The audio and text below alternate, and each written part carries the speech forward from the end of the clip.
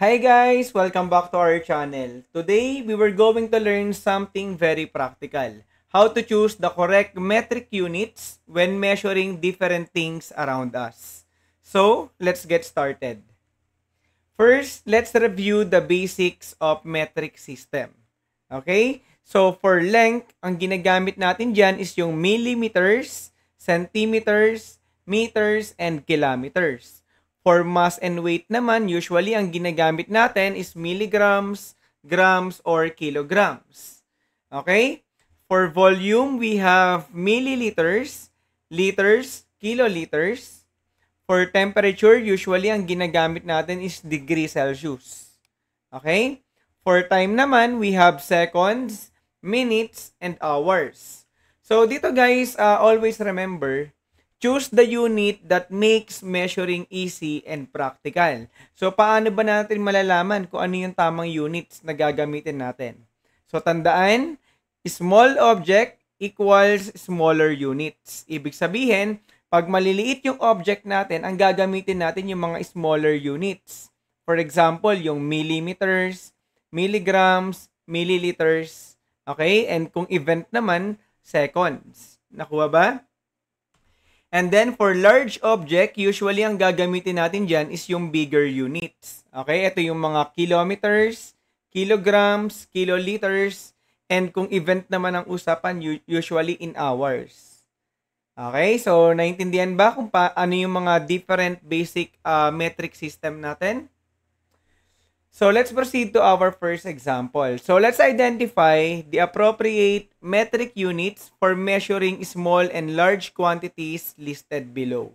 So meron tayo ditong 6 quantities, then we are asked to give the appropriate unit of measure. Okay?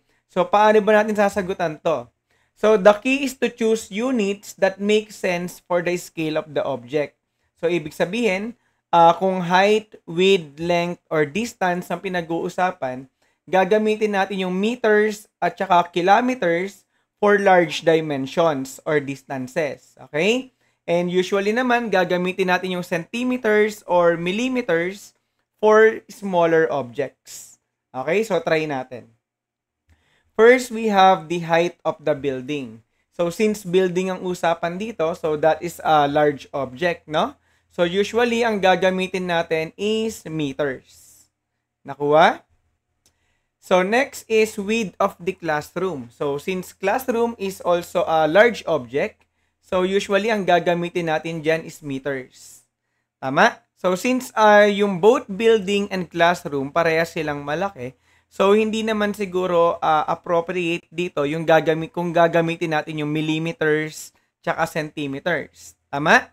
Since masyadong matataas na numbers yung makukuha nyo kapag yun yung ginamit nyo. Okay?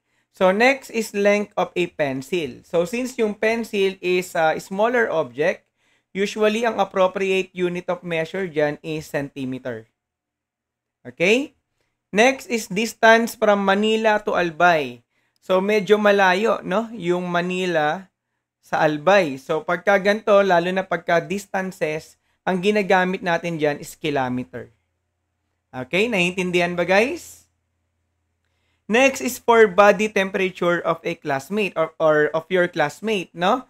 So, pagka temperature naman ang usapan, isa lang naman ang usualing sagot natin dyan, which is degree Celsius. Tama? Temperature of hot coffee, usually ang ginagamit natin is also degree Celsius. Okay, nasundan ba guys kung paano natin sinagutan yung ating activity?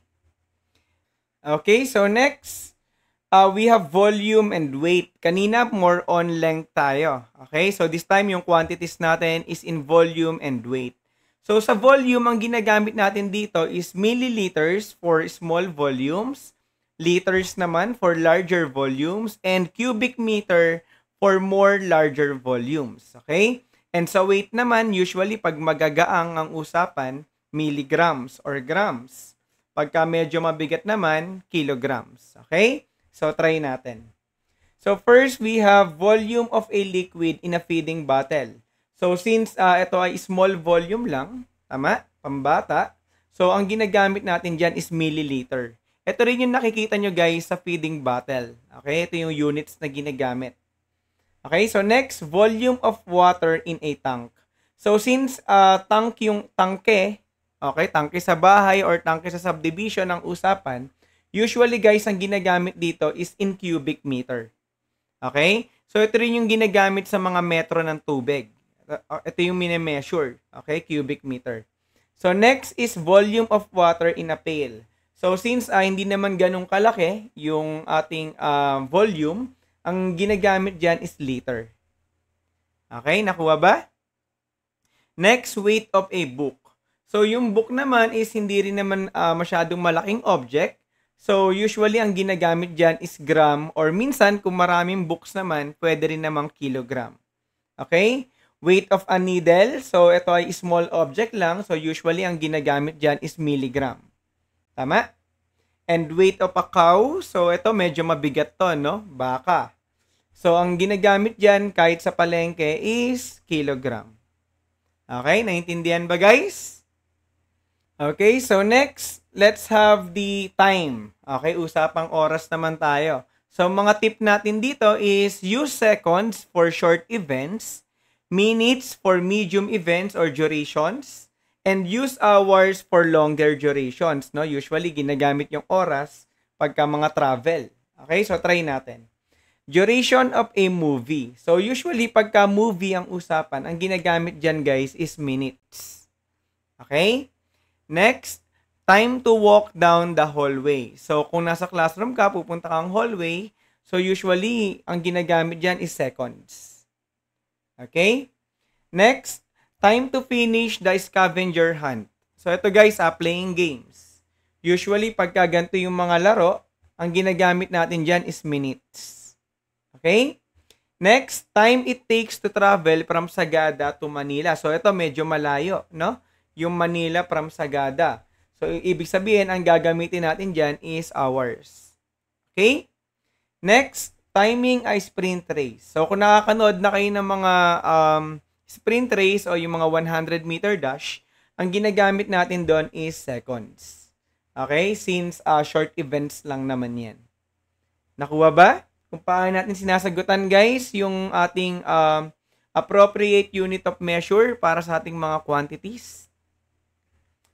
And that's it for our lesson today. I hope you were able to understand the topic. So if you have any questions or clarifications, feel free to drop a comment below. So thank you so much guys for watching. This is Prof. D. See you on the flip side. Bye!